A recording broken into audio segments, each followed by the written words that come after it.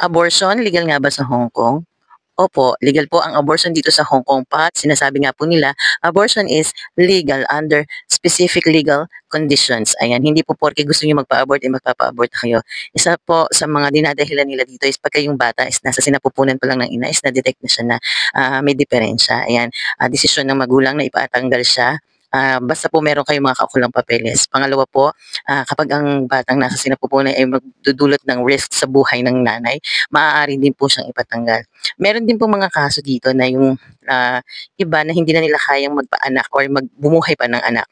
Sa mga ganitong kaso po may mga dapat silang i-provide na mga documents at ipresenta sa kanilang mga bago po gawin yung procedures na ito. At sinasabi po na kailangan ang abortion is ginagawa lamang siya within 24 weeks ng fetus o ng bata sa sinapupunan. Pag lumagpas po dun, hindi na po siya pinapayagan unless na talagang risky siya sa buhay ng ina. Ayun, kaya po opo, ang sagot po, legal po ang abortion dito sa Hong Kong, pero po meron po dapat kayong sapat na dahilan at sapat na dokumento.